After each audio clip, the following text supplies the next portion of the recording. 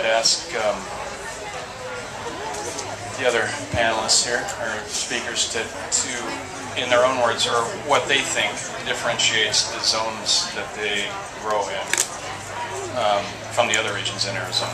We'll start with Maynard since he's fresh off, still warmed up.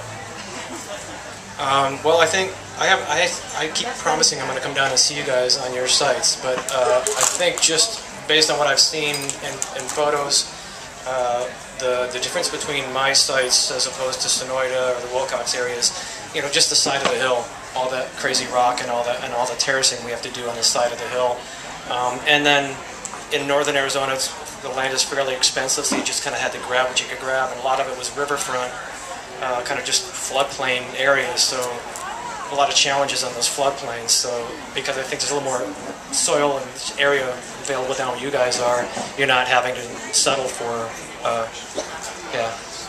water rights. It's all about water rights. Rob? Well, we're in Cochise County, which I found is pretty diverse. So on the Wilcox Bench, we have the sandy loam soils, we have the limestone base. That's kind of the classic traditional growing area in Cochise County. We're finding other sites.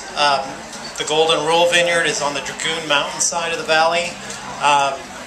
Again, different soils, similar elevation, but just because of the aspect of their site, it tends to be a bit warmer, so they get a bit more robustness to the wines from that site. Is Curt around?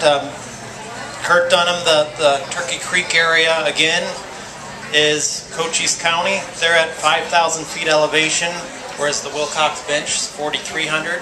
So again, a bit different soils. I think they have some more volcanic soil influence from the Chiricahua Mountain. Higher elevation, a bit cooler.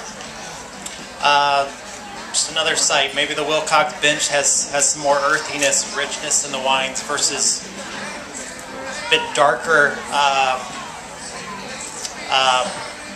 wines from the Turkey Creek area.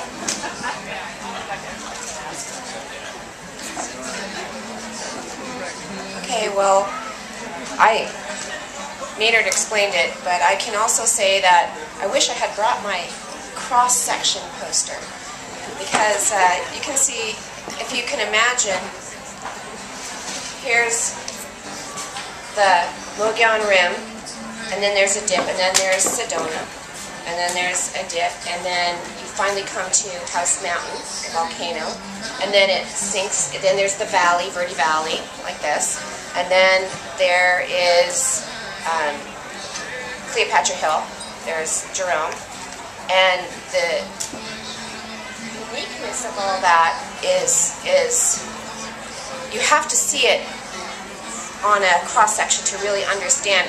The Jerome property, the Jerome Mountain there, let me put this down. The Jerome Mountain, I'll talk with my hands. Jerome Mountain, there was an earthquake, so the whole thing did this, did the rise up and fall, and then all of that, those minerals were exposed. And then they all kind of went down to the valley, and in our case, the volcano, the shield volcano is where the lava comes out in every direction as opposed to the explosion, and then you got the basalt, and so that all goes down the side. And underneath that, we have the Supai Formation. That's where all the aquifers and springs come up in Page Springs, and so there's all this water, these incredible water supply under there. It comes out across the street from us into the fish hatch.